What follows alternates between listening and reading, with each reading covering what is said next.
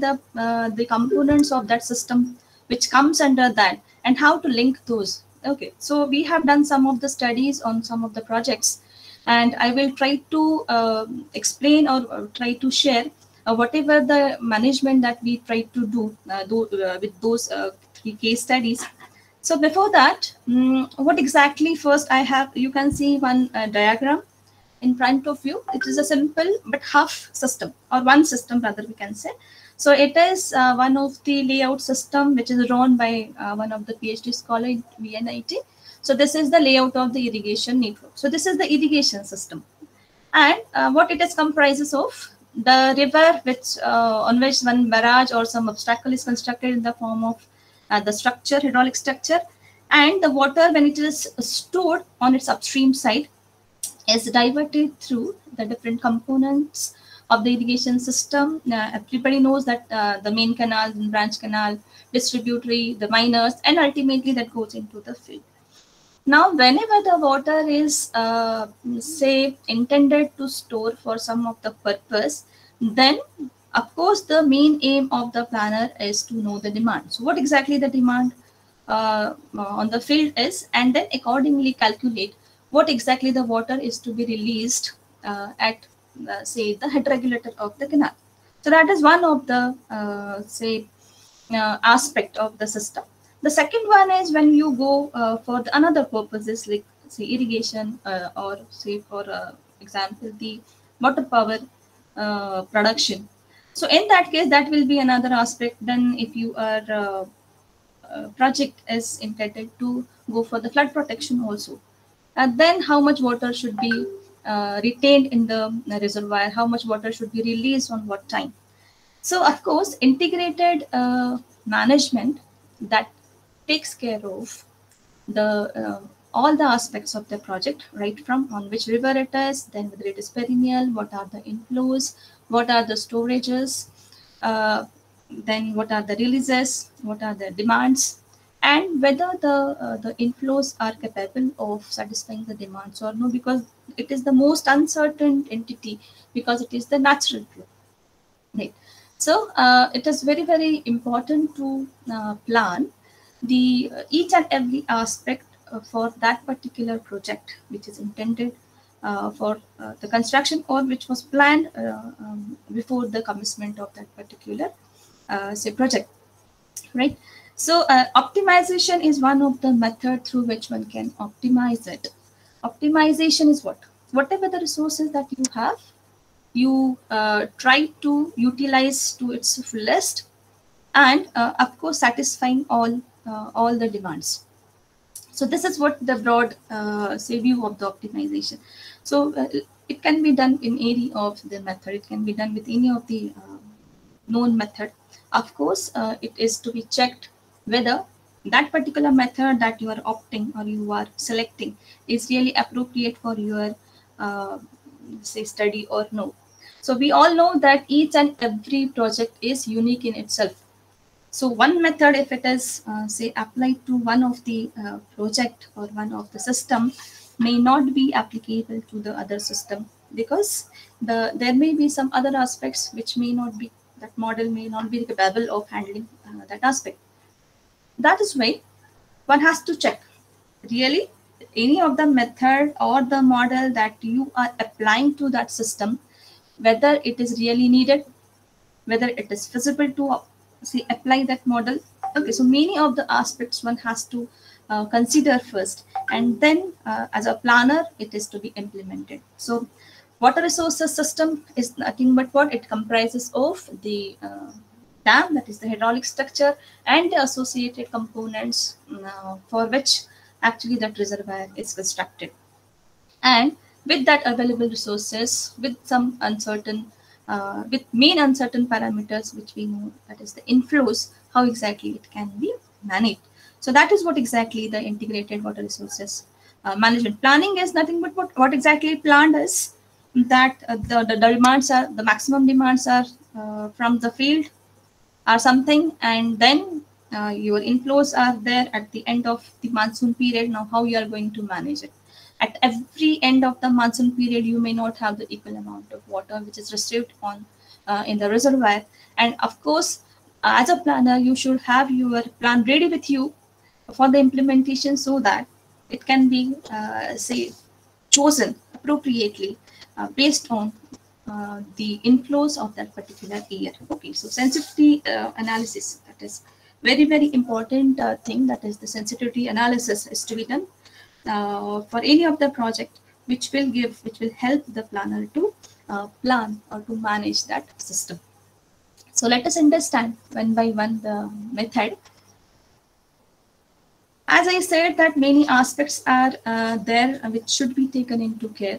So I will call them at the prerequisite calculations. The prerequisite calculations consist of these inflows, then the storages, the releases, and the rule levels. So just looking at the inflows, when I say at least of the long period data, 30 to 35 years of the data minimum I must have, then only one will be in position to say the reliability or the probability of or the surety of that particular flows which will be there in the system. Okay, so maximum of the projects, if you see, those are generally planned. They are for 75% of the dependable flows. A very simple meaning is 75% of the time the flows are available. And of course, what if it is less than that? So how exactly it will be managed? What if there are more? Then how it will be managed? Where exactly the flow will go? If it exceeds, at what time the releases should be made? If at all that particular project is intended to take care of the flood protection measures also, then at what time the releases should be made, so that there should be the downstream havoc can be avoided. And thus the release pattern that matters a lot. If you see the practice, generally the model calculations, when they are done and when they are compared with the actual releases, then it is found that the releases are more than the demand sometimes, or maybe because of the existing canal system which has too much of the losses, maybe more than 50% losses, and that is why the releases are very at very high level. The second calculation or the prerequisite calculations are the rule levels. Rule levels generally are not given the importance, but nowadays, which generally recommended by the Central Water Commission, after looking at the peak flows, when did exactly, or when the peak flows were occurred in the historic time, that is for the last few years or last say 30-40 years, and accordingly the rain pattern, the rainfall trend should be known, whether it is increasing, decreasing, or with high values or the low values. So there are so much of the statistical analysis required to be done to fix the rule levels, because there is the relationship between the rainfall and the flow which is coming at that particular site. So rule levels, that plays an important role as far as the operation of the reservoir is concerned, and thereby it is a very, very important part of the management, or of course the operation.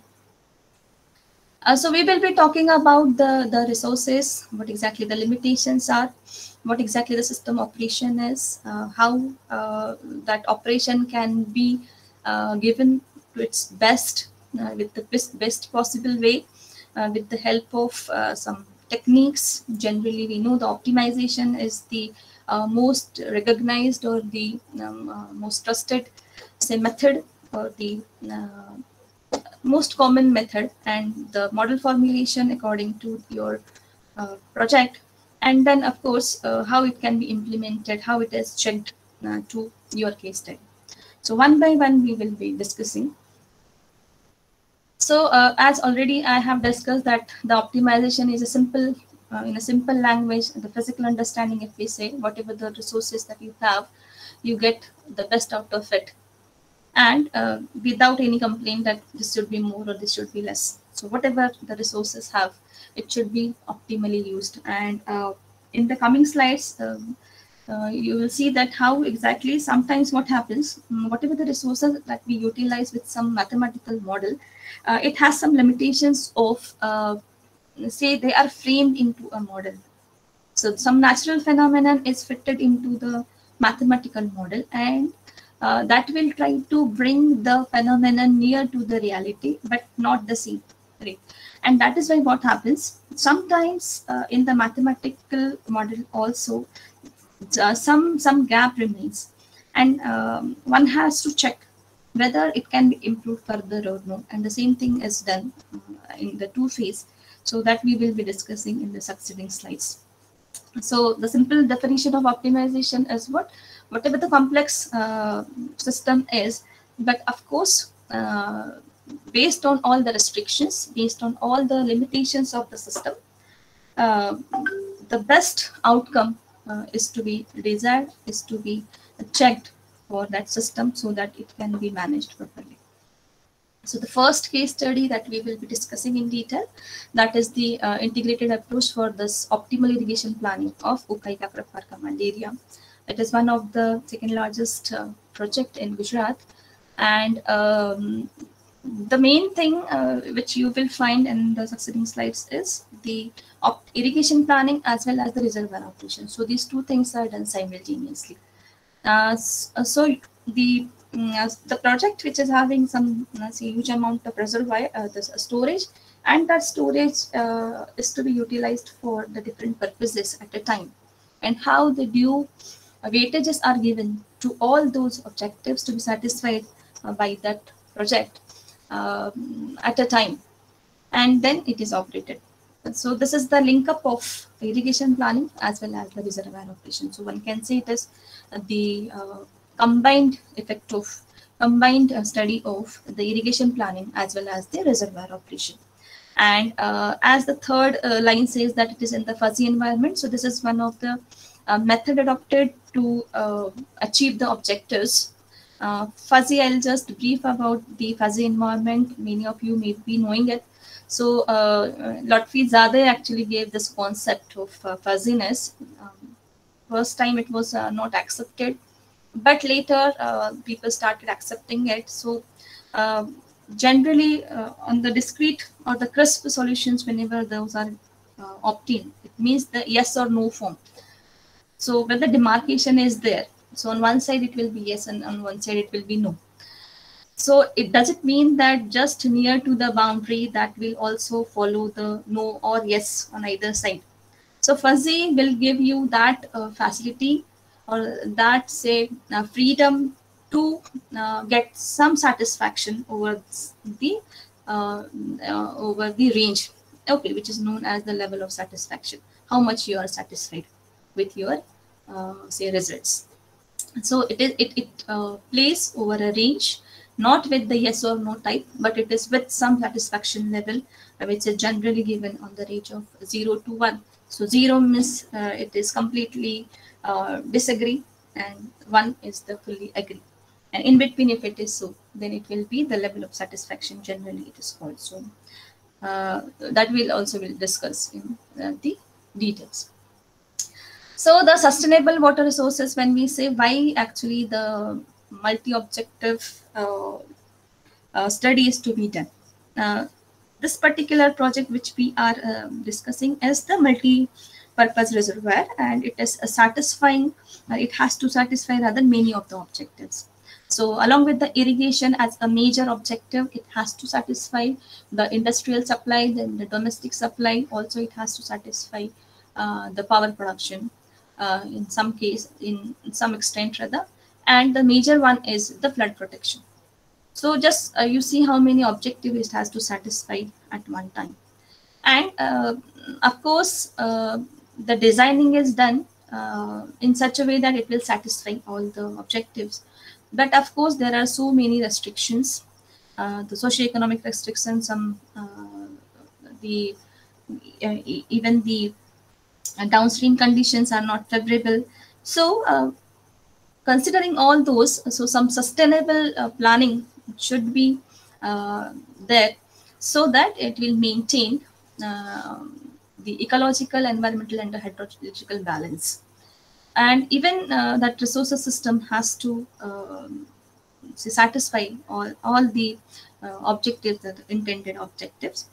So what we will be doing is we will be doing with some, say, one objectives to be satisfied first, and then gradually one can go with the satisfaction of more number of objectives. So basically this is the case of multi-objective optimization and how exactly the resources can be utilized at one level, and then further they can be improved, or the room of improvement, that is whether whatever the results that you are getting at one step, utilizing the results of that step, how you can say optimize that in the next level. Okay, so that is why it is known as the second phase. So generally nobody checked for it because whatever the value we get for the compromise condition, compromise is nothing but what, considering all the objectives together. Of course you cannot satisfy all the objectives together, but of course when you are considering each objective individually, then you have to get the very good results satisfying, because you are giving the priority to that objective, right? But whenever you are considering all the objectives together, then some objectives has to come down, and to bring it on one platform, then that will give you some compromise solution. Why it is compromise? Because you're compromising with the objectives which were giving earlier the better results, and they are now brought to some lower level while satisfying the other objectives. But of course, to give only one objective as a priority, it's better as a planner to give the say weightage to all those objectives and to satisfy all at a time. Okay, so that is what main intention is. So some of the optimization techniques, I have kept this slide just to know the conventional optimization techniques. Maximum of us already know some of the conventional techniques. These containing very less number of techniques: linear programming, integer programming, the goal programming. Then some of the heuristic techniques nowadays, they are very much popular: fuzzy, then the ANN, GA, GP, cellular automata, then hybrid systems, probabilistic reasoning, particles from optimization. There are other methods nowadays, they are implemented. If you see the recent papers with the Jaya algorithm, then the TLBO, that is teaching and learning based optimization, the multi-criteria analysis methods, multi-attribute decision making. So there are many of the optimization models or the criterias based on the priority. Some models generally they are adopted. And now again, it depends upon the need of that particular project. What are your objectives? And accordingly, you have to choose the appropriate method. I cannot say that one method is applicable to all the problems. So that is one thing. So this is what exactly the diagram which is indicating the systems could be of a type single purpose reservoir or a multi-purpose reservoir or a multi-reservoir system. Now, multi-reservoir system up to multi-purpose, it's okay. But when the matter, the question will come for the multi-reservoir system, then in that case, the dependency, or if you see some of the existing multi-reservoir systems, if we talk, it is suppose the Zayek-Fady reservoir, if we talk about. So whenever it was constructed in 70s, early 70s, then that was the lifeline. Actually, it was constructed considering the lifeline of Marathwada, and sufficient water was coming into the reservoir. The shape of the reservoir is saucer shape, and there is standing problem of the evaporation. Maximum of the water that gets evaporated when it is stored during the lean period, of course. And nowadays the condition is there are so much of the dams which are constructed on its upstream side, and thus the inflow which was earlier planned, which is supposed to be there in the Zayek-Fady. So that amount of inflows is now not there in Zayek-Fady. Of course, exceptions are there. When there is a very good rainfall, then there are chances. But it means that the intention of discussion of this is the multi-reservoir system, whenever it is to be taken care of, then one should think as the planner should have the plan for the equitable water distribution.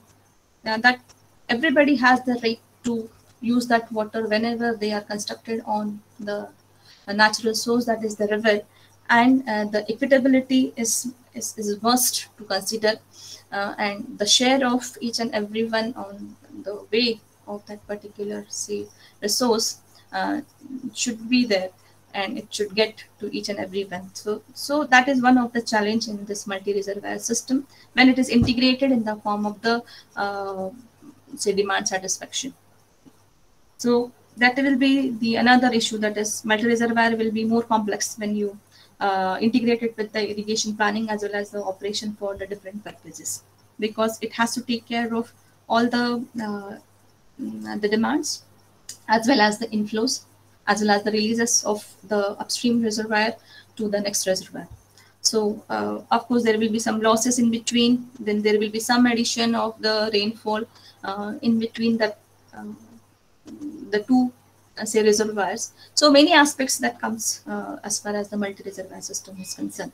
So that is one kind of study one can do, or it is one of the challenges that we can see. So the case study that we will be discussing is reservoir operation and the irrigation planning.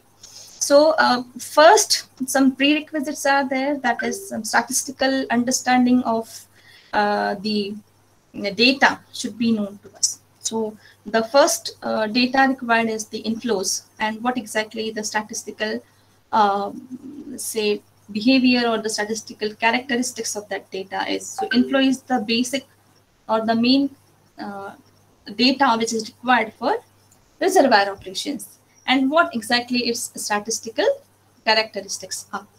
So the probable flows, for 75% probable flows, how much will be the flow conditions, then if it is less, then how much it will be. So it has to be carried out and it has to be checked. Many times it happens that the data is less or data is missing. Then of course that missing data analysis is to be calculated, and then the data is to be used for the further analysis.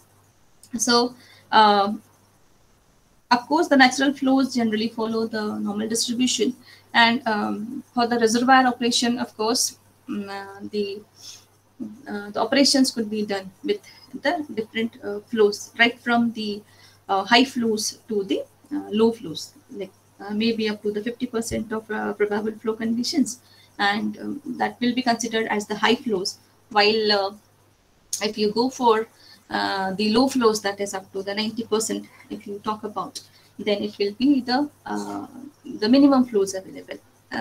Generally it is observed that when there are very low flows, so it is as good as the drought condition or the minimum flow condition, and then satisfying the demands in that case it's very, very difficult. So this is one kind of, again, the challenge. One has to see as a planner that how many years are coming into that category of say 90% or more than 75%, so that those will be the critical years to manage the resources. So standard operating policy is, of course, again, there are so many things are to be followed, that this policy says that how much water should be kept in the storage or in the reservoir, how much water is to be released, and typically it is based on the rule curve. Now, whenever the reservoir operation is done, then in the monsoon period, the rule curves are to be given priority or are to be taken due weightage, because many of the projects in India which are intended for the flood control measures, for those it is critical or it is very difficult to say manage the this operating of this reservoir releases at the time of monsoon period. Now to release the water at a particular time during the monsoon, there should be sufficient say before some time, before sufficient time, the warning must be received by the authorities, based on the upstream station.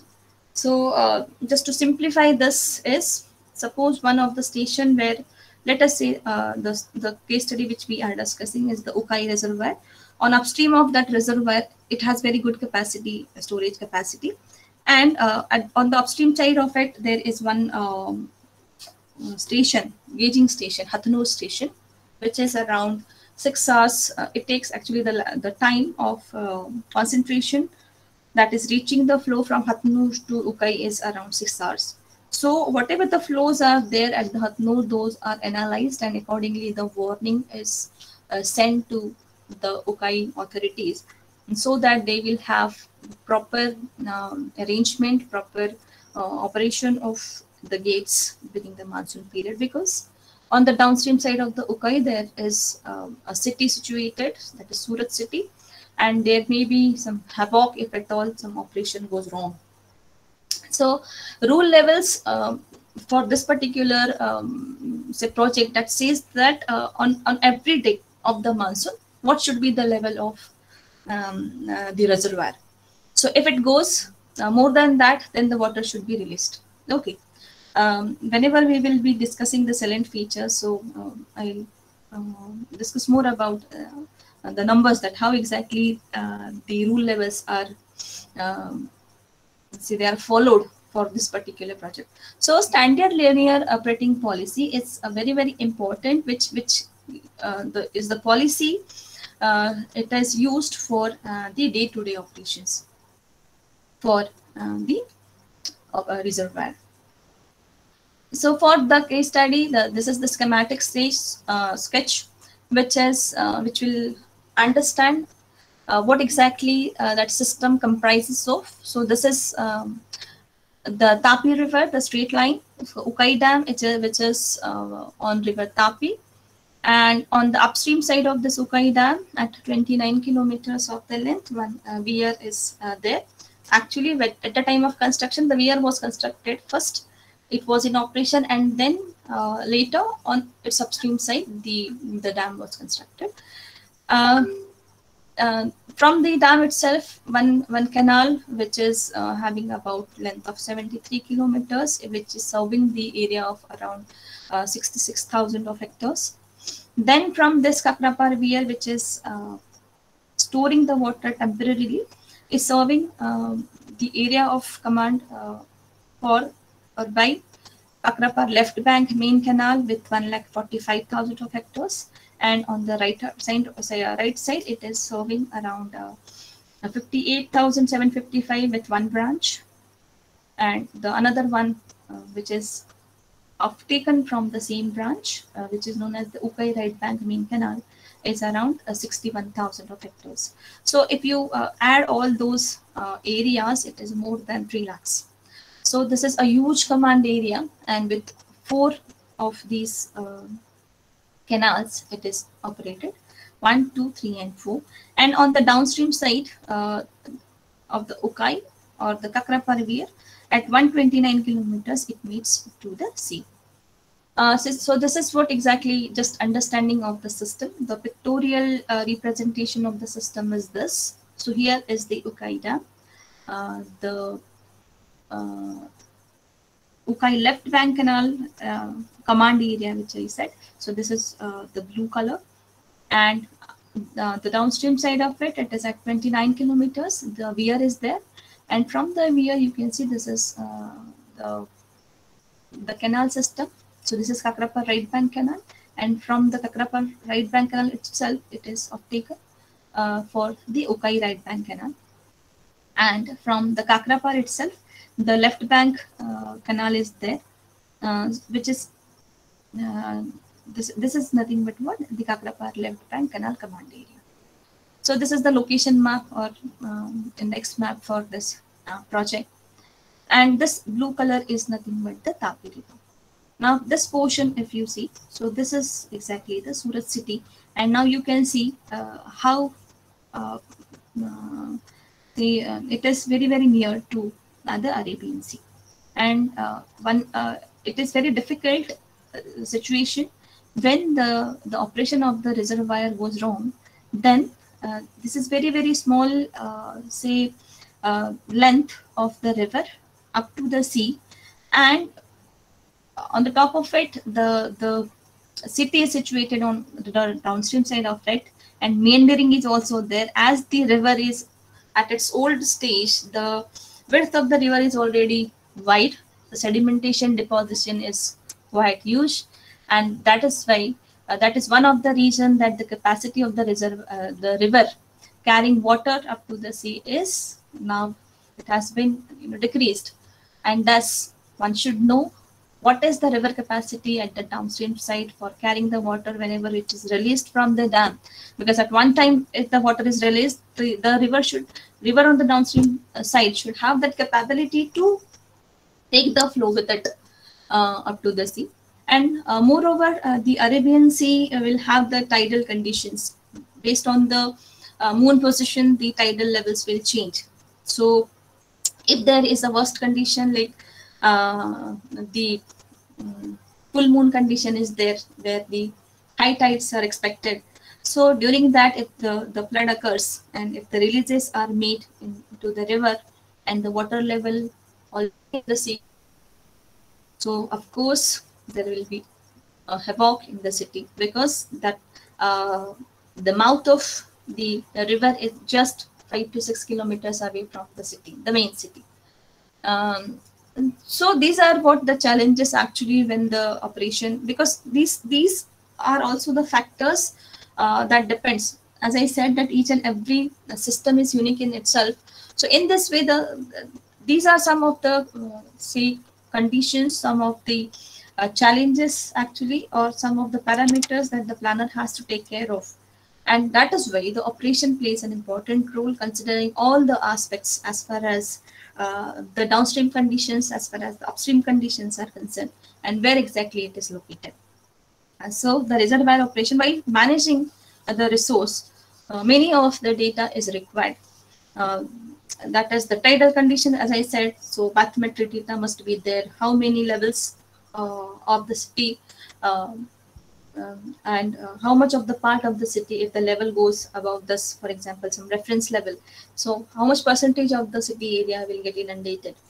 So flood warning system should be created. So many of the things will depend. If at all the condition will be there, that there is immediate release of water from the Ukai reservoir, of course the weir will not be capable of storing that water, but it has no option than the release. And when it is released, then of course the area near the river will get flooded, it will get inundated, and thus there will be the flood condition. So the case could be whether it is the man-made flood or it is the natural flood. Okay, so again, so the management plays an important role. The main intention of dealing what exactly happened in 2006 flood in Surat. So that was just because of these say late operation or the late decision maybe. And that is why after that, whenever it was observed in even 2010 and in 2013, with the best operations and with the early warning system which was developed. So based on the levels of the one of this bridge, Hope Bridge, it is there in the Surat. So the levels of that bridge are monitored, and accordingly the warnings are given to the low-lying areas so that they can evacuate or they can be shifted to the other places. So again, it is a part of the operation. So rule levels are important whenever that particular project is taking care of the flood protection measures. So this particular project is having one of the objective to satisfy is that the flood protection also. So rule levels is very, very important part as far as the operation is concerned for this project. So these are some of the photographs. Here you can see this is Ukai Dam and the spillway. I would like to share one peculiar feature of this. So this is the upstream reservoir, and this is the wall. It has 22 gates. And here, which you can see, this one on the left-hand side, or even on the right-hand side also it is seen. It is the powerhouse. So on the right side corner photograph, you can see clearly. So this is what the canal is. The peculiarity of this dam is the water which is offtaken from this reservoir that generates the power first, and then it is released for the irrigation. Means whenever the water is released for irrigation purpose, first it passes through the powerhouse. Of course, the generation is less, but still that amount of water is made use for the power generation. And the lower diagrams that you can see, this is the Kakrapar pier, which we have seen that it is 29 kilometers downstream side of the reservoir. So now the upstream storage, the reservoir, and it also has the offtake structures. So here you can see one of the distributary which is placed here is completely lined one, and it is in the flow condition. Then on the right hand side, this is the intake well on one of the the Kakrapar weir, which is off-taking the water for the industrial purpose on the right hand side. The third picture on the left hand side down is showing the Kakrapar left bank canal off-take. Here you can see this is in Gujarati, it is written, it is RD0. So RD0 means the running distance is 0. From here it is measured. So this is just the canal head regulator, and from here this is the main canal it starts. So this is the Kakrapar Dawa. So this is the left bank, and after releasing the water from here, that water is utilized for the industrial purpose for this for the power generation, and then for cooling of this particular industry, the water is utilized and it is again given back. So this is what exactly the water after using it is kept in this lake. So keeping this photograph, the intention is to show that it is also satisfying the industrial demands along with the irrigation demands as well as the domestic demands, because this is one of the well that is there which is of taking the water for industry as well as for the domestic one. So for this project, as I said, that this is the second largest multi-purpose project, and the entire area which is it is serving is more than 3 lakhs FPR, and it has the 3 main seasons of Kharif, Rabi season, and of course the hot weather season. And many of the data which was required was collected from the Navsari Agricultural University, Navsari, which actually agronomy department is there, which take care of what exactly the principal crops and how much is the crops which are grown in the vicinity, how many laborers are required, then how many laborers got migrated for the industrial work. Because at that time also when this study was carried out, the employment generation was the biggest issue. That is, people, because of the industrialization nearby that command area, the all these laborers actually they were migrating from the farm work to the industrial work. So that was one of the biggest challenge again to mention, because if the production is to be good, then if the benefits from the crops to be good, if the water release planning is of course it is managed, or if it is given very good priority, then on the other side the right crop at the right quantity and at the right process should be carried out on time, so that the benefits can be assured. Because for every crop, one should get the market even. What is the demand? What is the supply? So many of the aspects are there. Though the Surat has very good, say, marketplace, but of course, if only one kind of crop is, say, it is sown over the maximum of the command area, then it is not correct. And now, whether if suppose any cash crops are they are increasing, they are more, then one should see whether the availability of the labor is there or no. because already the industries are flourishing there. They are flourished rather. The diamond industries are there. The textile industries are there. So of course the laborers will have the intention, or they will have the wish to go to those industries because those are more certain, and it is with some maybe with the less efforts they are getting good amount of money. So there are these are also one of the challenges whenever the planning of um, the integrated way when it is thought of, then that is also one of the big challenge that we observed while planning the objectives. So these are some of the salient features of the reservoir. The river Tapi at Soongad actually. At this location, this particular dam is constructed for the purposes of irrigation, hydropower, and flood control. The catchment area is quite big. It is around 62,000 of kilometers square. The mean annual rainfall for this catchment is 785 mm, and the full reservoir level.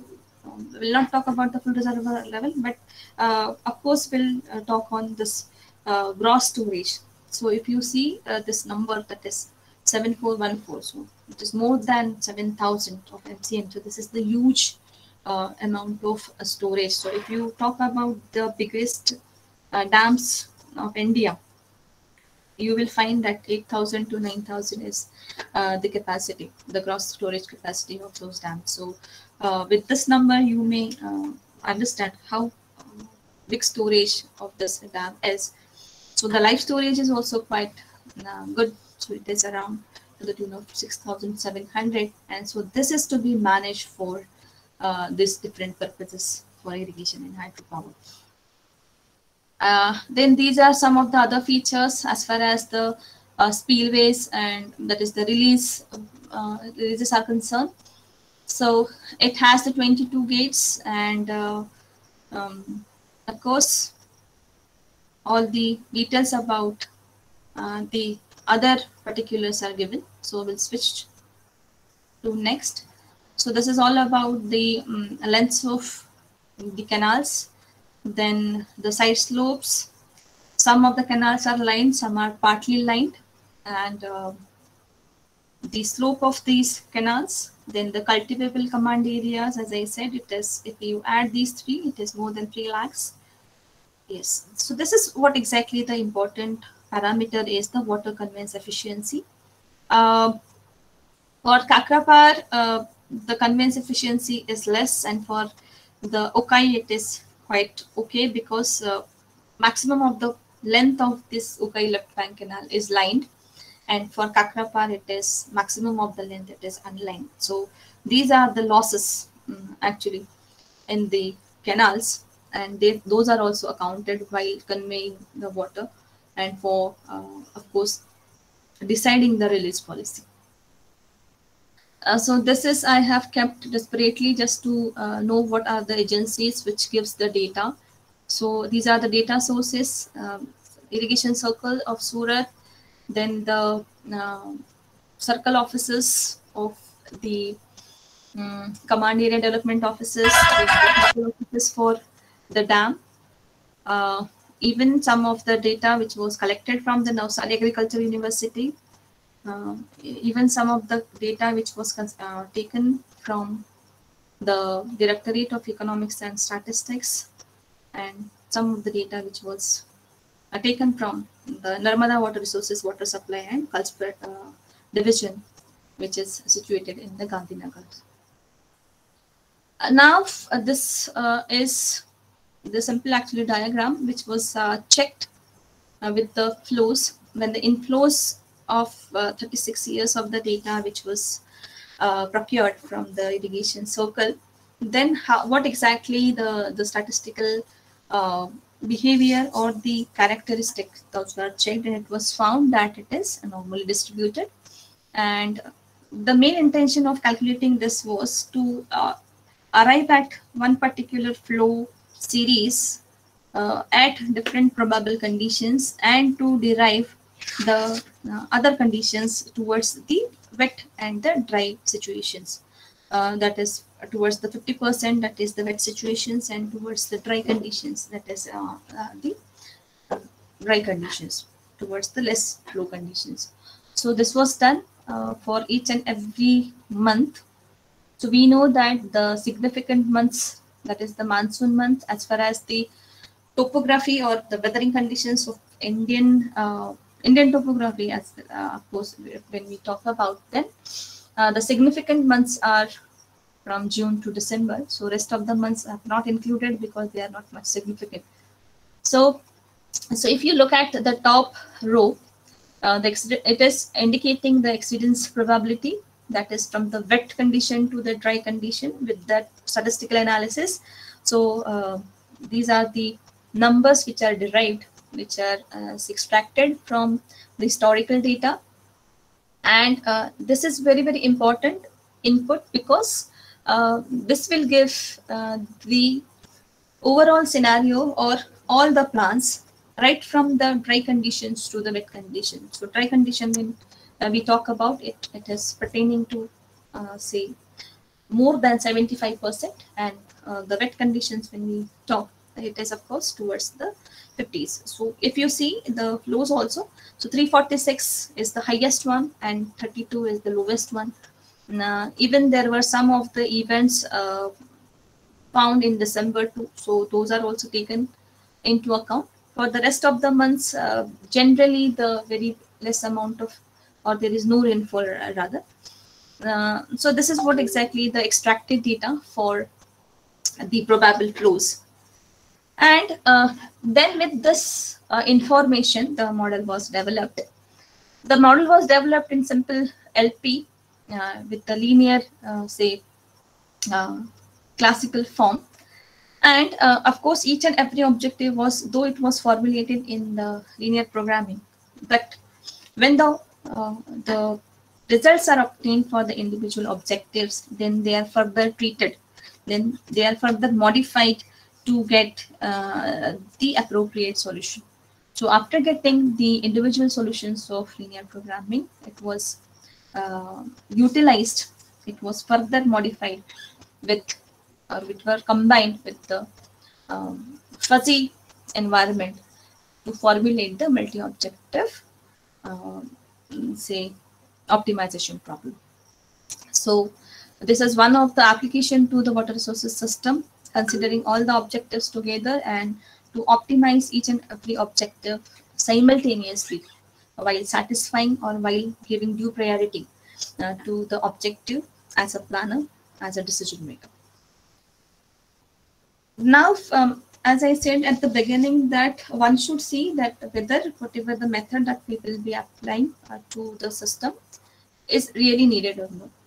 Now, when we talk about the multi-objective optimization, then one should check that the objectives the system is satisfying, whether they are like will go parallel or they will have some conflict.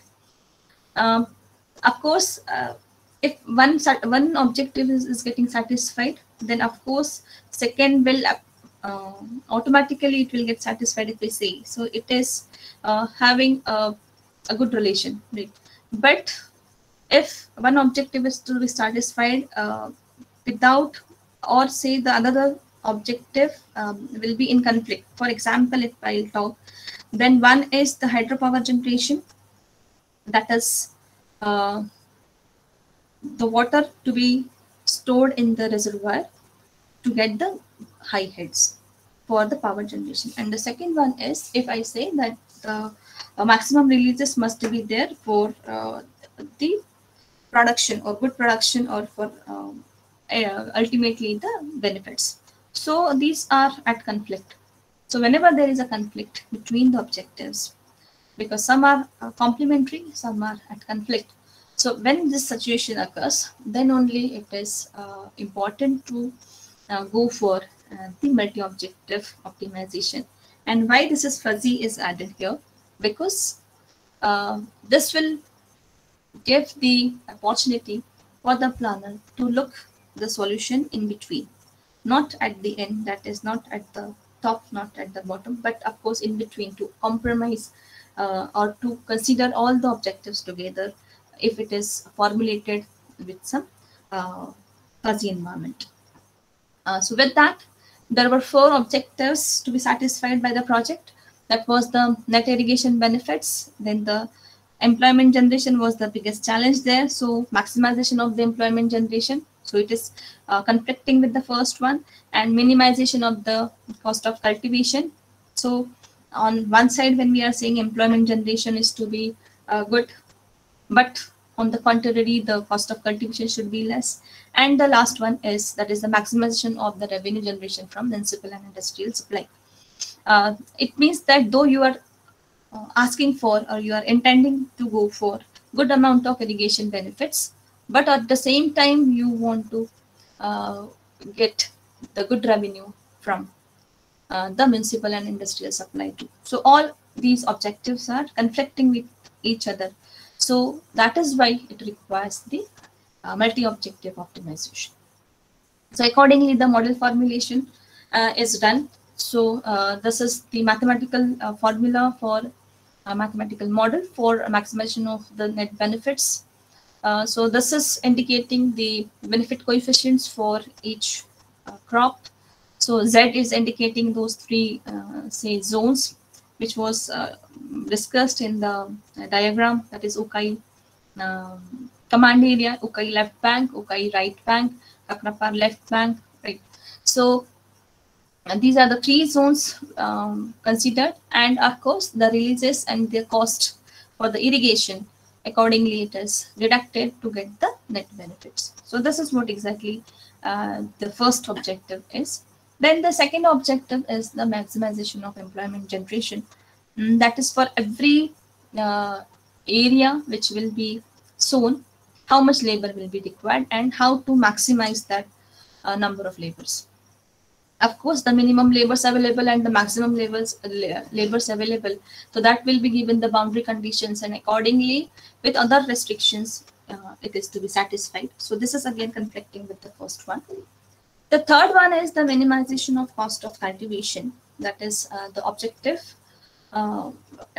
Every crop will have some cultivation cost, and of course how it can be minimized. So this is the third one, which is of minimization type. So if you notice that the first 2 were of maximization type and the third one is of minimization type.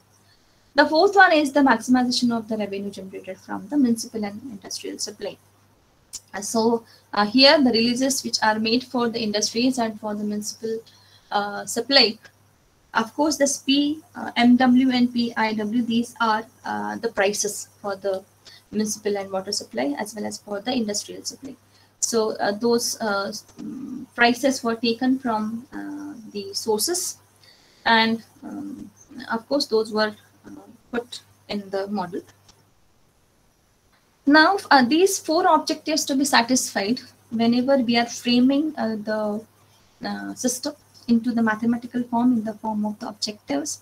But this these objectives, whenever to be satisfied, have some restrictions, and those restrictions are put in the form of the constraints. So constraints are nothing but the limitations or the restrictions or the stipulations. The first one is the water allocation. So whenever the water is allocated from the canals, then the releases which are made for irrigation, for municipal supply, for the industrial supply, then of course it is dependent upon the net irrigation requirement of the crop for that particular month, because we know that the net irrigation requirement will change time to time. The water is released through the canals on the rotation basis. So it is known as the fortnight basis. So how many waterings are required? So each crop will have 3 waterings, 4 waterings based on its stage, growth stage, whether it is at the sowing stage or the flowering stage or at the fruit stage or at the harvesting stage. So accordingly, the water requirement that will change and the releases will be made. So at every month or at every, say, fortnight, what will be the requirement? Accordingly, the releases are to be made. But of course, it should be less than the canal capacity, less than those releases must be in accordance with the efficiency of the canal. So this is what exactly the formulation is. Then the important constraint is the maximum sowing area constraint. This was say constructed, or this was formulated with the due care of the project planning stage and the revised and the present situation at the time of study. So whenever this sowing area constraint is formulated or it is modeled, then here the total area which is coming into, here you can see there are three different segments. One is for Kharif, 2 seasonal and perennial. These are the combinations actually. Then the Rabi, 2 seasonal and perennial, and the hot weather and perennial. So these are the combined seasons in which particular crops are grown, or they are occupying the field. So accordingly it is written, and I is the number of crops. So there are 15 crops in the first zone and 12 in the second and third zone. So accordingly it is framed.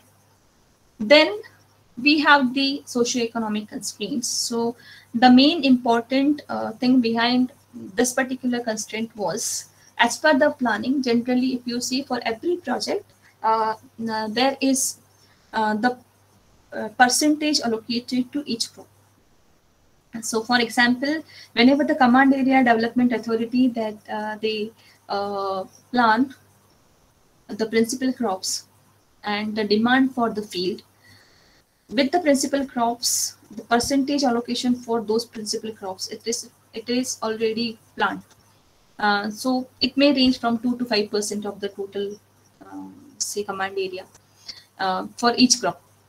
Means, of course, the percentage will differ. Now, what is the basic behind these allocation is the socio-economic constraint says that the command area should first satisfy the demands of the local people, and then the rest of the production should be say sold outside, that can be say exported. So with this, now what will happen, that if at all any of the cash crop will be grown more, the main crops or the which is in the list of the principal crops are not grown in that particular area, then those are to be imported, and of course there will be imbalance of the economy. Okay, or sometimes if I'll give the example of the sugarcane, which was covering the more than of 40% area in this command area which we are talking now. How it is important, the socio-economic constraint is important because it was more than 40% of the area which I am saying, which is on paper, which was on paper. Actually it was more than that, and because of that the main practical problem they faced is that the sugar industries were overloaded. So because of the availability of water, the farmers were more inclined towards growing of the cash crop like sugarcane, and maximum of the land was under sugarcane production. And the production was more. We know that there is a ratio between demand and supply. So if the supply is more, of course, the demand decreases. So the same thing happened there, and because of that, there was overload on the sugar factories, and there were, of course, that sugar factories have the capacity to process. So those industries should have the capacity to process whatever the production is there in the locality. Of course, the farmers will be at loss if they have to travel a longer distance to supply their, say, product to the industry, right? So that is what again the challenge is. So the balance between this, the total amount of area to be given to any of the crop in that command area, based on the socio-economic, say, reference, is of utmost care. Vegetables are of more importance for the locality to supply to the locality. So vegetables to be grown, the other grains are to be grown. So there should be minimum import say facilities, or there should be minimum import of any of the product. So that is why this one of the constraint is very, very important. Then the canal capacity constraint, of course, whatever the releases are made for all the requirements should be less than the canal capacity. Of course, canal will not carry the water more than its capacity. So this is what exactly the logical constraint which was added. Then the reservoir storage capacity, of course, the minimum, the storage should be more than its minimum and should be less than its maximum. Once it reaches to the maximum capacity, then the water is to be released. So this is what exactly the very simple concept is. Now, for this particular project, the rule levels were there. So for the 4 months, that is for from June to October, 1st of October, to be very specific, the rule levels were prepared by CWC after this 2006 flood, and that was saying that at every day, the reservoir should maintain a particular level. So on that day itself, if the level goes beyond that, though it is less than the maximum one, then of course the water is to be released. So I'll simplify this more. That is, if the storage capacity we have seen in the salient features, that is, it is 7414. Okay. So it will be pertaining to some 326 of feet. So in the September month, suppose in the 1st of September, the total reservoir capacity is not 7414, but it is less than that, maybe 7,000 or so. But on that day, the rule level says that the water should not be stored more than 7,000. Okay. It means that if the maximum capacity of the reservoir is 7,400, still you are not allowed to store the water more than 7,000. If it goes 7,100, then that 100 MCM is also to be released. Okay. It means that the release policy is dependent upon the rule level. It means it is just because why it is to be followed, because after that September month also there are chances that some of the rainfall events may occur, and to accommodate that water, some provision is to be there in the reservoir. Okay, and of course, as I said that on the downstream side of that particular project, already one city is located. So there are chances that it will get inundated if there's some the operation of that particular project, if it goes late or something goes wrong. So while deciding this maximum storage capacity for at least for 4 months, that is for the monsoon period, the storage capacity should not be set to the maximum, but it should be set at its rule level. So this is what exactly the changes which were done to get the solution, because this was very crucial part.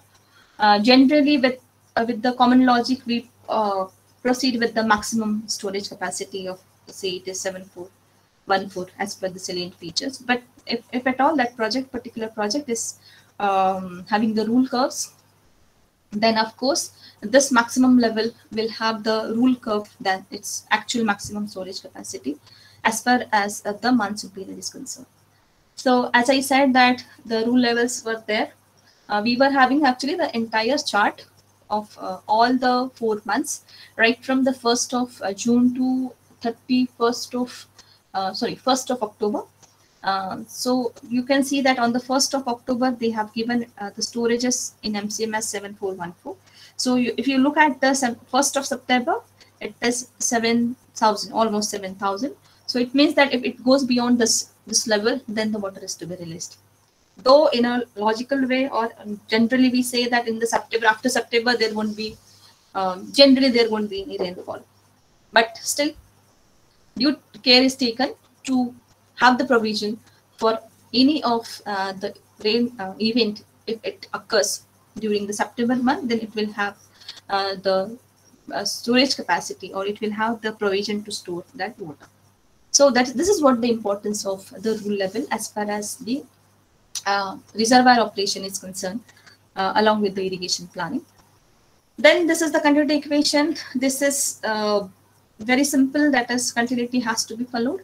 And this is one of the important relation which was established for evaporation and the average storages to calculate the constants, that is from the data, and that really helped. That was incorporated later in the continuity equation to get the proper results, that is to get the accurate results.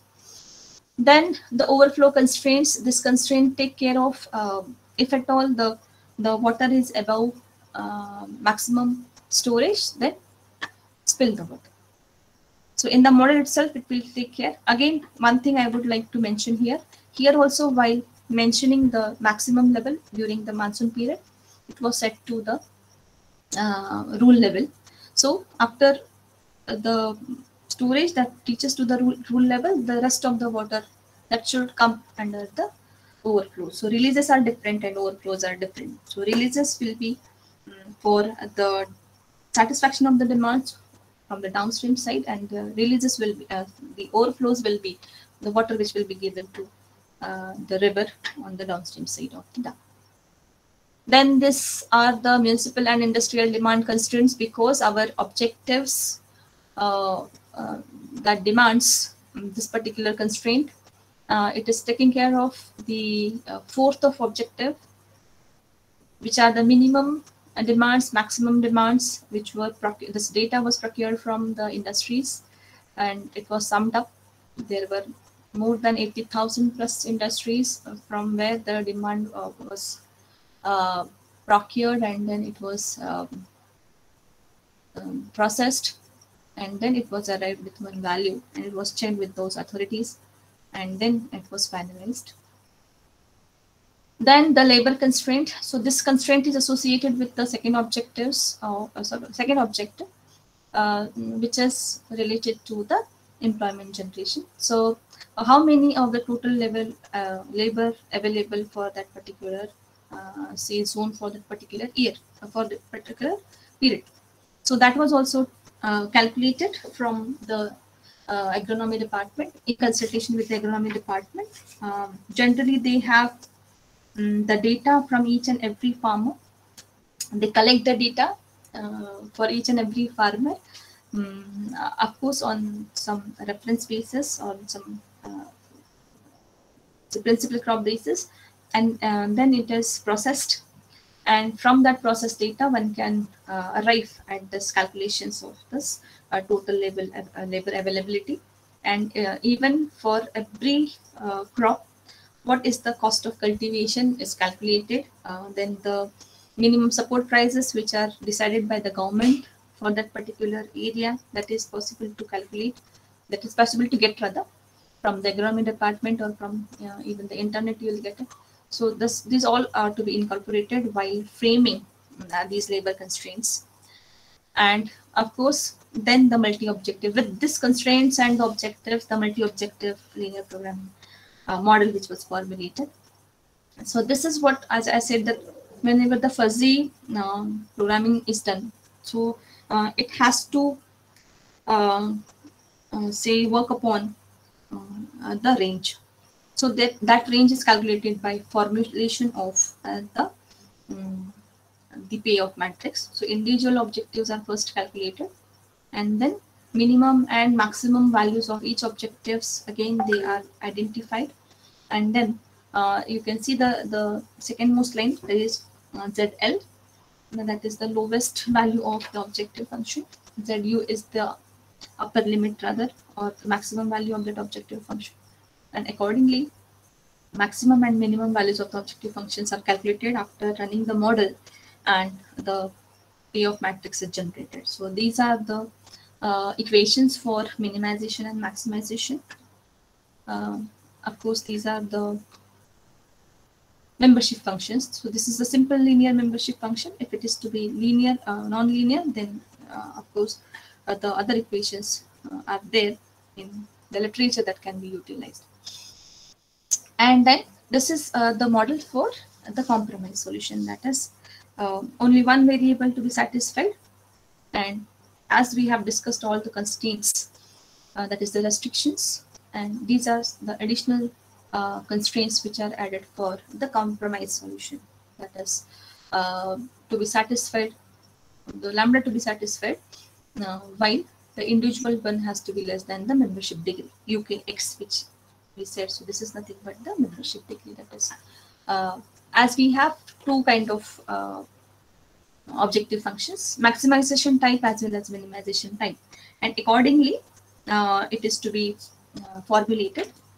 So it is combination of both the types. So this model was then constructed, and then it was put in the toolbox. Then it was observed that whenever the compromise solution is obtained, then, as I said, that individual objective, when they get the solution, then it is always less than the compromise solution. When we obtain, it is always less than the individual objective function. Then it was actually studied. It was observed that if you are getting the value of an objective function is suppose 100, and in compromise you are getting it is 52, 60, like this. So from 60 to 100, there is a gap. Even for the second objective will also be same thing. Then it was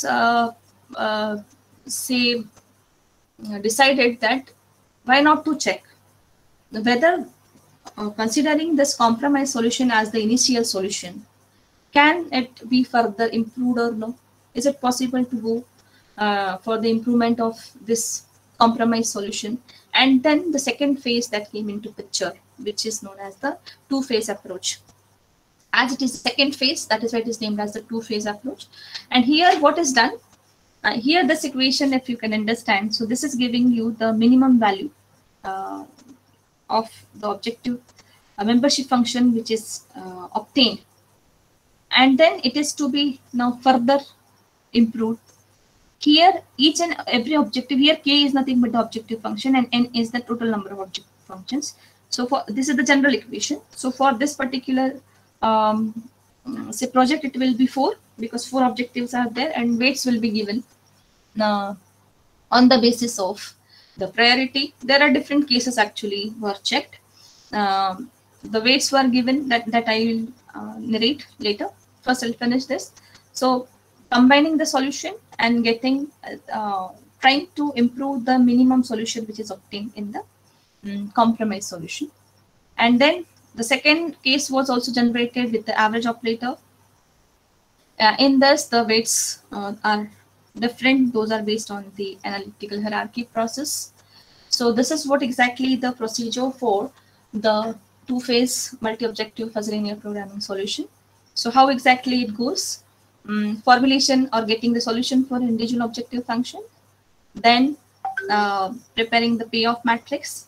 So let me tell you what exactly the payoff matrix is, and again I will go back to the previous slide. Payoff matrix is getting the first initial solution with the individual objectives and putting the values of those variables into the rest of the 3 objective functions, so that you will get these 3 corresponding values. Okay. Of course, from this row, you will get some minimum value and some maximum value, and you will be assigning that value as the L and U. So lower limit and the upper limit. Similar is the case for the second objective. Giving the priority as an individual objective to the employment generation, you will be getting the higher value, and whatever the variable set you will be obtaining for this employment generation, you will be putting those variable values into the rest of the 3 objectives, and you will be getting all those 4 objectives. And then you have to identify which is the lowest one and which is the upper one.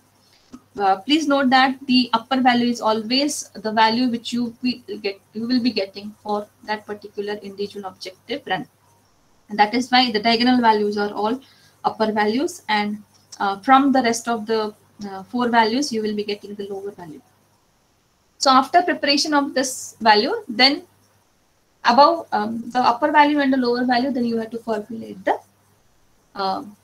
the fuzzy formulation to satisfy the all the objectives together. So once you will get one satisfaction level, then further it is to be checked whether there is a room to improve. As I have given one say simple code that if the value individual objective function was 100 and now in the compromise we are getting 52 or 60, then why not to check whether it will increase more than 60 or no?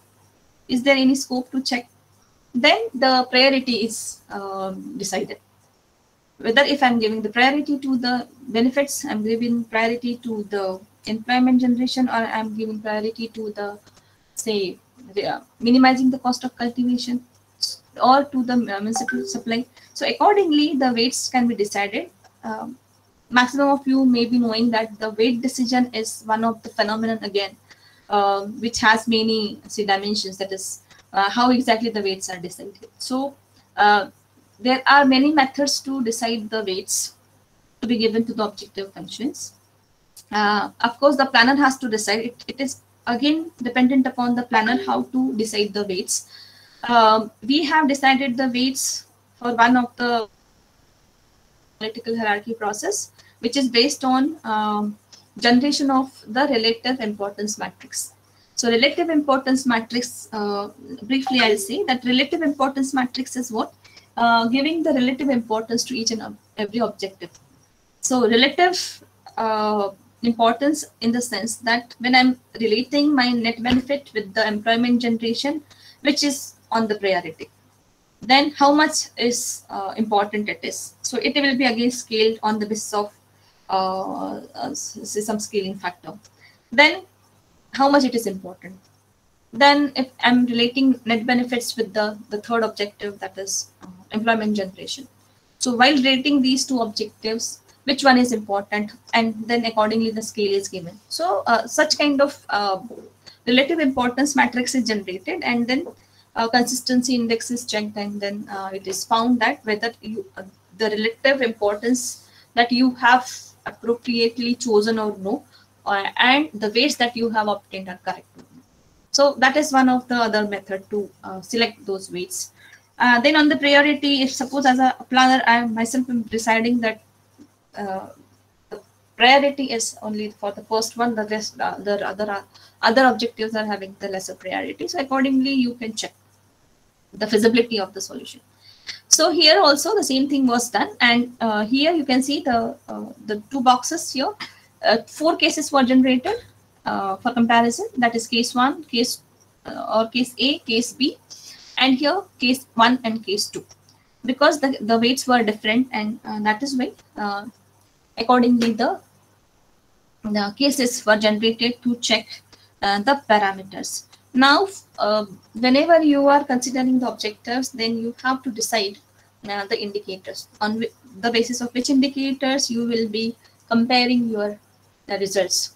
Now here, as this was the combined problem of reservoir operation and the irrigation planning.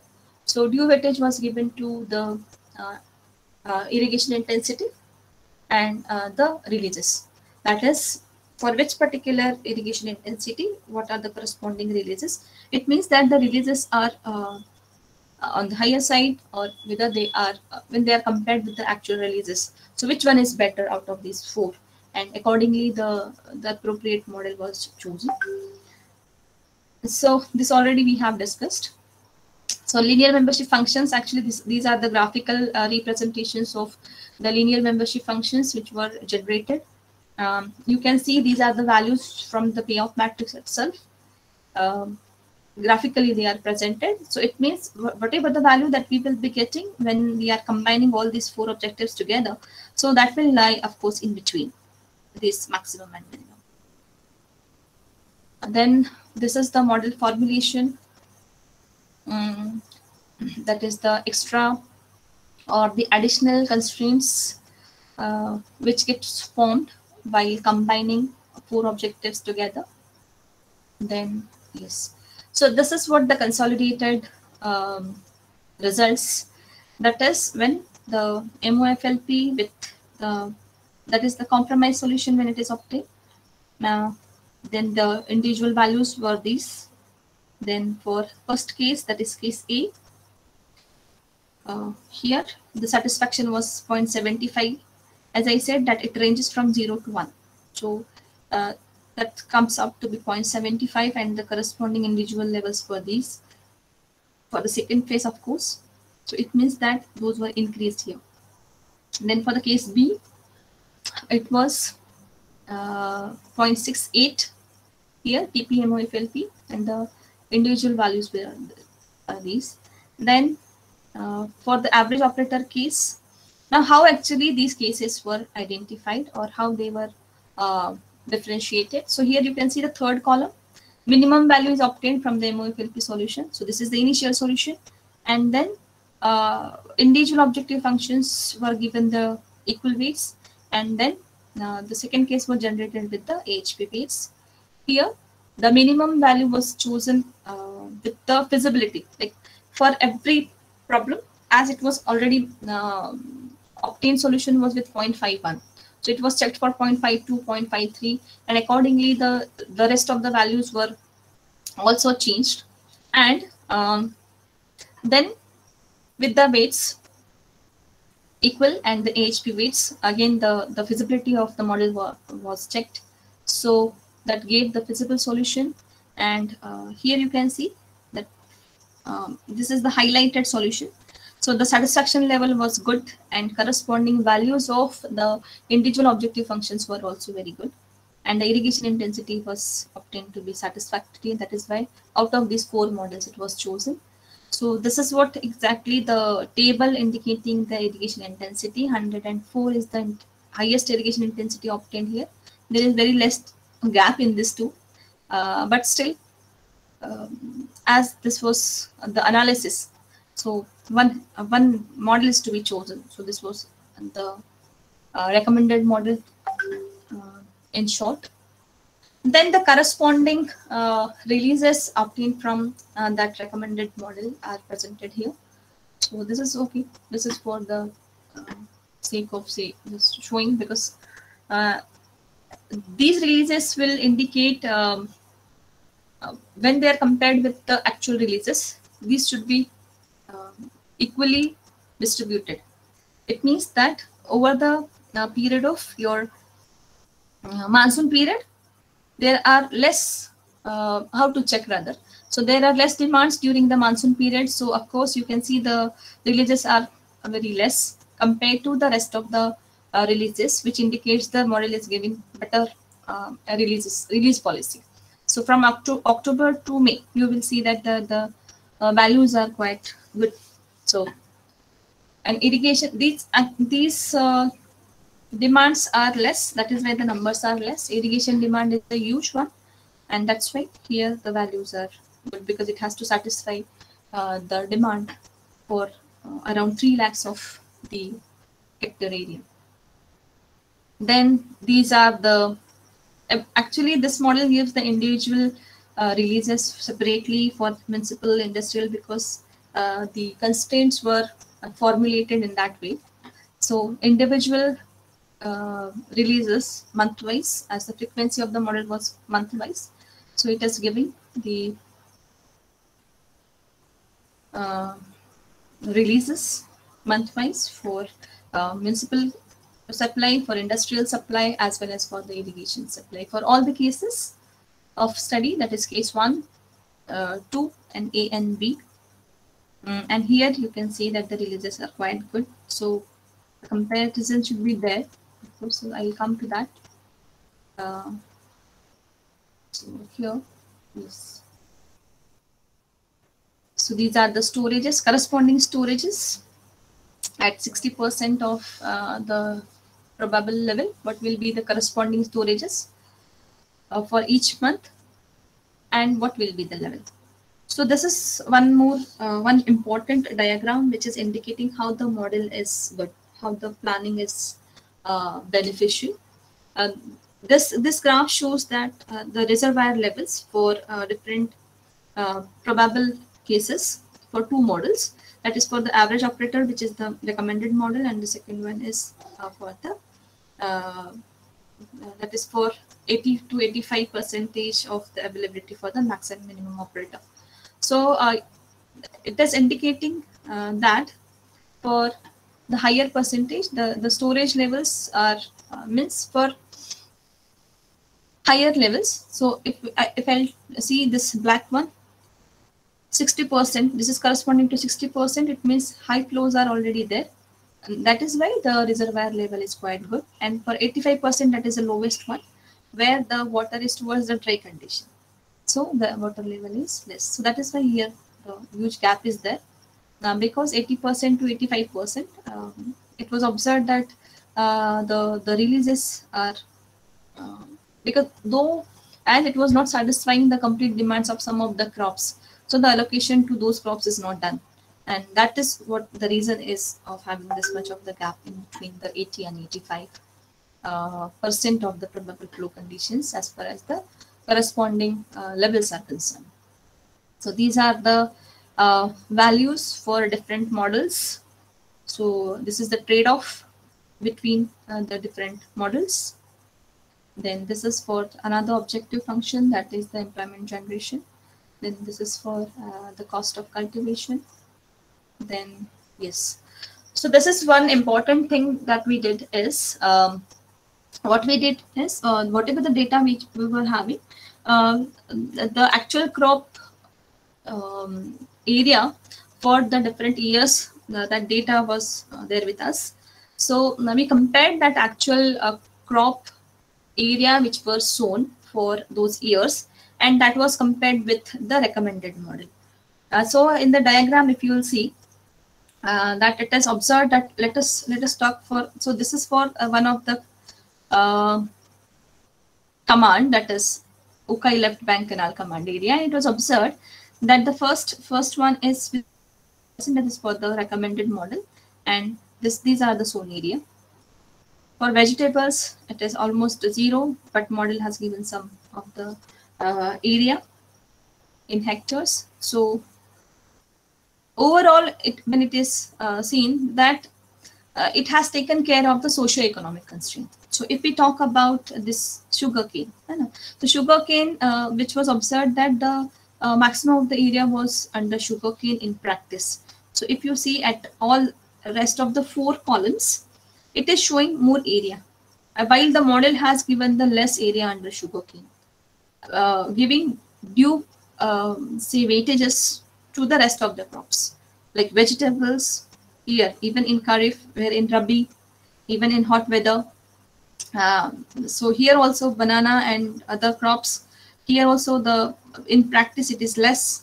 It means it has taken care of the socio-economic constraint, that is the percentage. As I said, in the project book itself, it is given that what is the minimum and what is the maximum area under that crop. Then and then only the sustainability point of view, if we say, and then everything that can be say retained. Then this was for the one of the command area, and this is the tabular actually comparison, the same area comparison, only that was on the graphical representation, and this is in the numerics. So this is with the values. Then this is with some other command area, that is Kakrapar left bank canal command area. Here also it was observed that the model is giving better weightage to the socio-economic constraint, and it is taking care of the equitable distribution of the crops, rather than giving due weightage to the sugarcane only for the cash crops. So this is what exactly the observation is. Then the study actually that indicates, as we have discussed many of the models, 4 models, and the crust or the findings of the study were, when the water is to be released from any of the reservoir, which is taking care of too many objectives, that is multi-objective in a simple manner, then of course so many parameters are to be taken care when it is to be integrated, it is to be managed in an integrated way. Because here you may have not seen the power production, because the power production is by default, it is when the water is released for the irrigation purpose. So by default, it passes over the turbines, and the small amount of power is generated. So that is not separately considered. So whatever the releases are made, because whenever there are demands on the downstream side, then and then only the water is released from the head regulator, and before the head regulator, the power house is installed, and before releasing the water to the canal, it passes over the turbine, and it generates the power. So it means that it is taking care for that model is taking care for all the aspects of the project, along with the flood protection part, that is the rule levels, and even when it is clubbed with the irrigation planning. So irrigation planning is giving the due weightage of the allocation of the proper crops in the proper command area with the percentage, and when it is compared with the practiced crops, it is showing that the unnecessary maximum of the area which is getting cultivated under cash crop like sugar cane, but it is hampering the soil properties as well as the benefit it will reduce. Though it seems to be giving the better benefits because the benefit coefficient is very good for the sugar cane. But on the contrary, when it is giving more, say, product, then there will be extra load on the sugarcane factories. The demand will decrease. Ultimately the rate of the sugarcane will decrease, and of course the benefit will decrease. So this is what about exactly the management or the planning of the resource in an integrated way. Of course, if it is clubbed with the flood modeling, then it will be again one more. Of course, it will be only for the released water. It will be only in case of the released water. How much water will be released? Because it is a separate study as far as the flood inundation is concerned. So based on the inflows, high inflows, and the flood warning system to be created, so it will be only on the basis of the structures which are on the downstream side, and then their corresponding levels. If suppose this much of the amount of releases are made from the dam. So that's why this flood inundation part is already done. It is not integrated with this because it is completely related with the peak flows. So these are some of the remarks which are drawn from the study. The model in the second phase, which is giving very good irrigation intensity, as I said, that is one of the indicator as far as the benefits are concerned.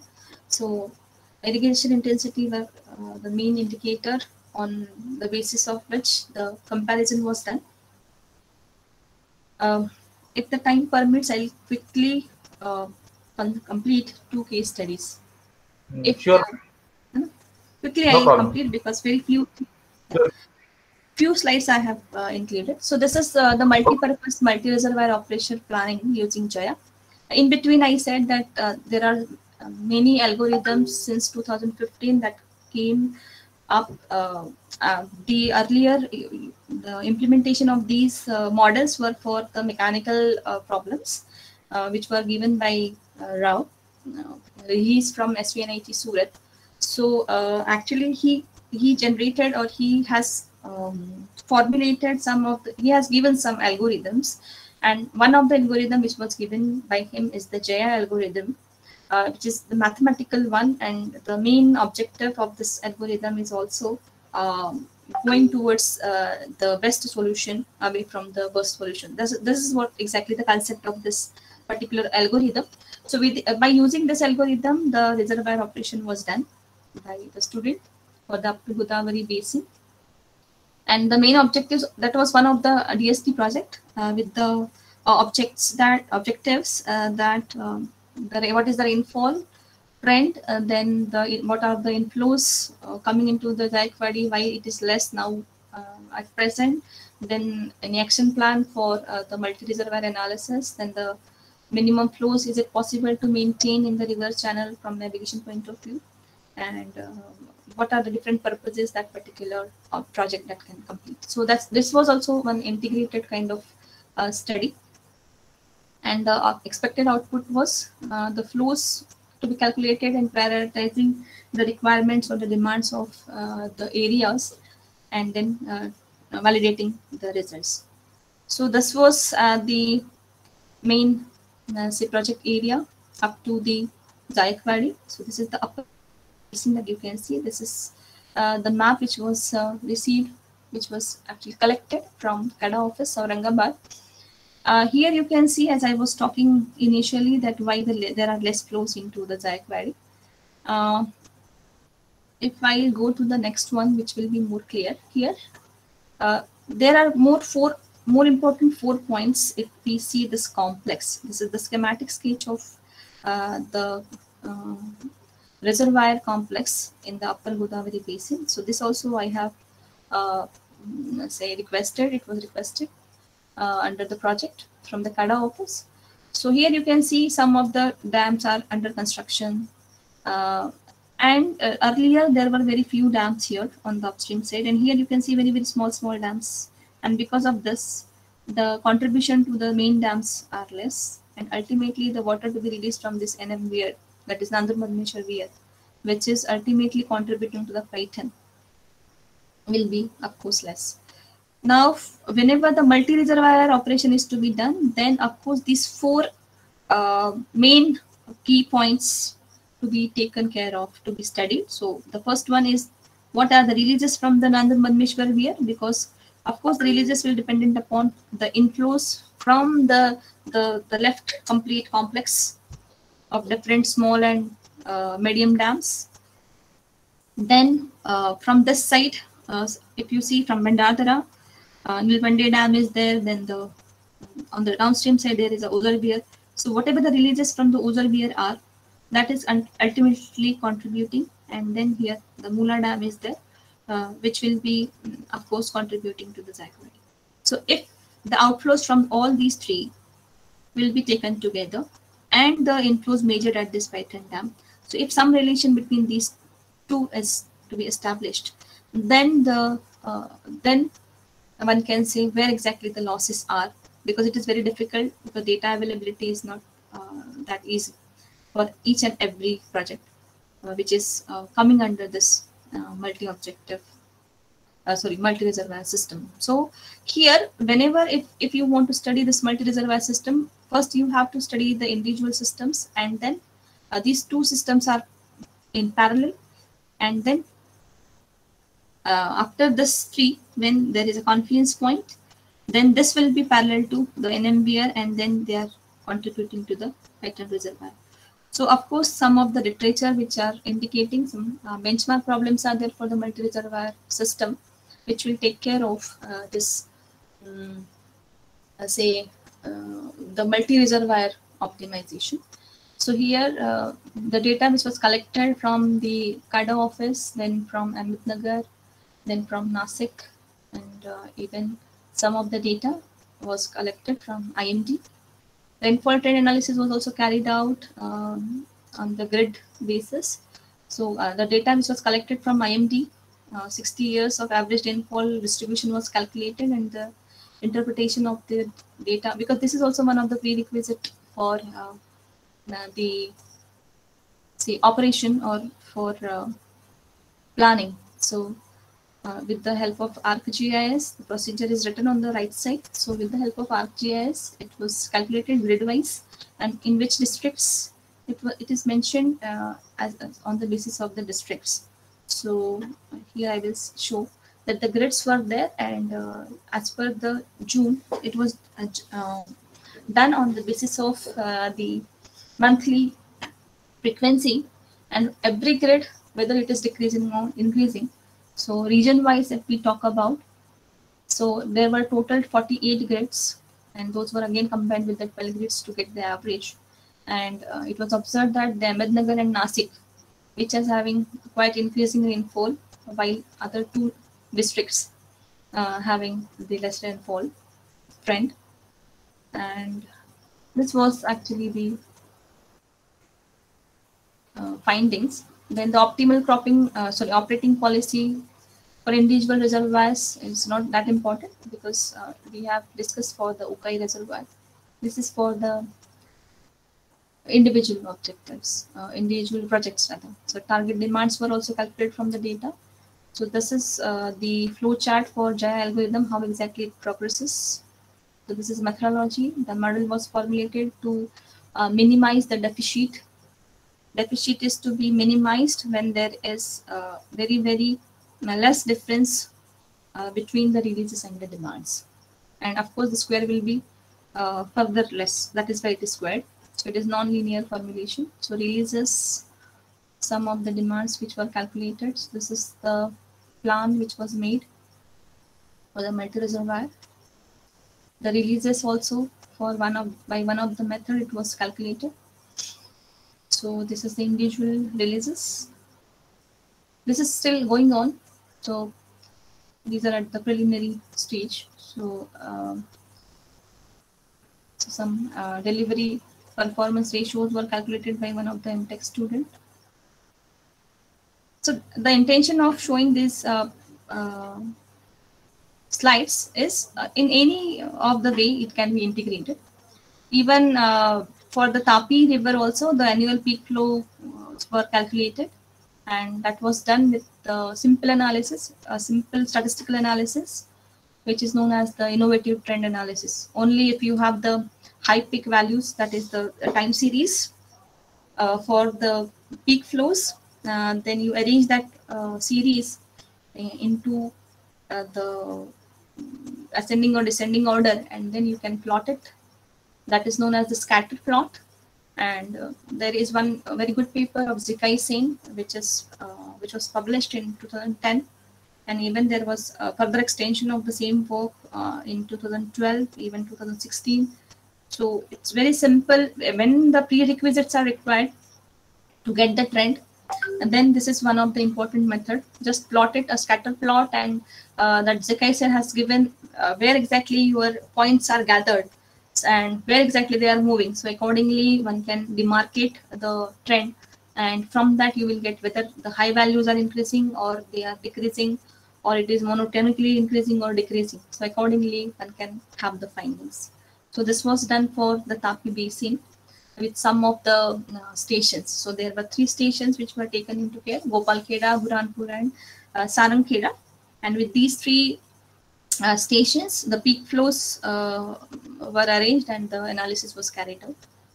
So this is what about the statistical parameters out of that data: mean, median, then the standard deviation, and the other coefficients for kurtosis and skewness.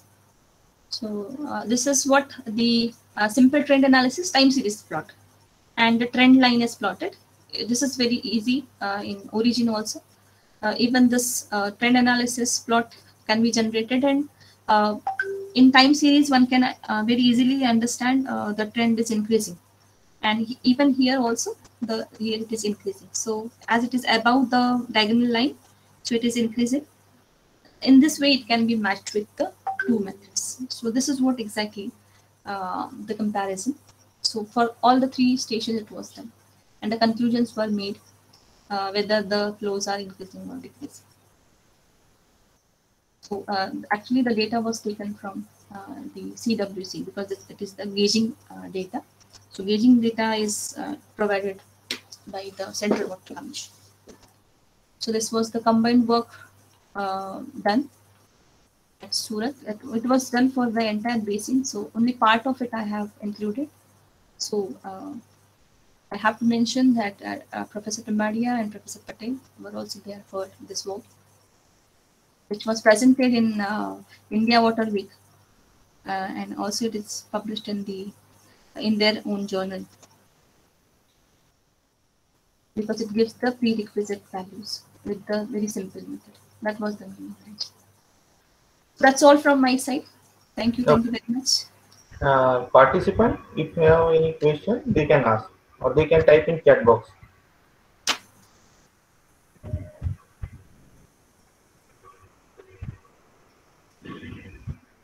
Ma'am, I have one question. Yes, please. Shall it give same result if we go with ANN or GN instead of fuzzy? No, it may not. Okay. It may not, because the parameters will be different, and the equation. See, exactly as I said, no, the requirement of that particular method, that one has to check, because ANN will be applicable to multi-objective. That is to be checked. So need of a particular method to that problem is to be checked first, and then only one can decide the appropriate method. Okay, ma'am. Any question from participants?